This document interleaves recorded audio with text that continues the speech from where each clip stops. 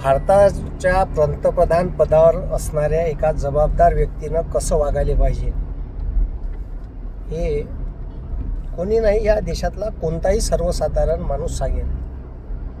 भारताचे पंतप्रधान सध्या युरोप दौऱ्यावर आहे आणि युरोप दौऱ्यावर असताना त्यांनी तिथं इटलीचा दौरा केला आणि इटलीच्या ज्या राष्ट्राध्यक्ष आहे मेलोनी, आणि या मेलोनी यांना मेलोडी नावाचं चॉकलेट, कारण यायले भारतात अनेक ठिकाणी ट्रोल केलं, हे ट्रोलले बी प्रसिद्धी समजते, याची काय मानसिकता आहे.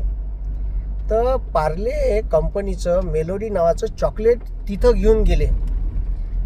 ठीक आहे, म्हणजे एखाद्या पोराचं एखाद्या पोरीवर खूप प्रेम असलं तर अशा वेळेस तो आवडीनं त्याला चॉकलेट बिकलेट तिले हे करायसाठी नेते. हे किती म्हणजे रिकाम टवळेपणाचे धंदे आहे. म्हणजे देशाचा पंतप्रधान, ठीक आहे, या देशामध्ये बाहेर देशातल्या कंपन्या आणायला पाहिजे, ज्याच्यामुळे रोजगार उत्पन्न होईल, फॉरेन डायरेक्ट इन्व्हेस्टमेंट आणायला पाहिजे. ठीक आहे, भारतातला माल युरोपात कसा विकल्या जाईल याची ॲग्रीमेंट करायला पाहिजे.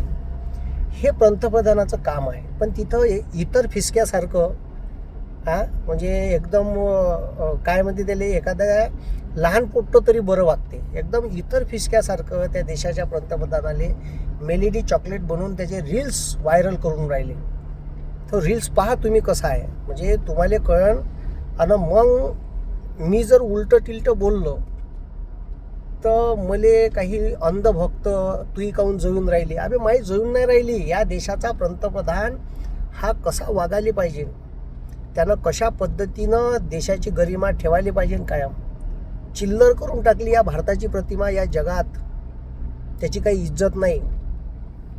आपल्याला कोणी म्हणते रशियाकडून तेल घ्यायचं नाही, आमचा ॲग्रीमेंट ॲक्सेप्ट करा, आम्ही तुमच्या मालावर 100%, 150% टॅक्स लावू, आमच्या मालावर तुम्ही लावायचा नाही.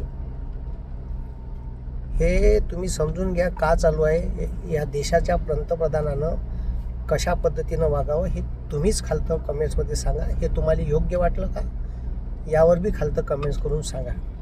धन्यवाद.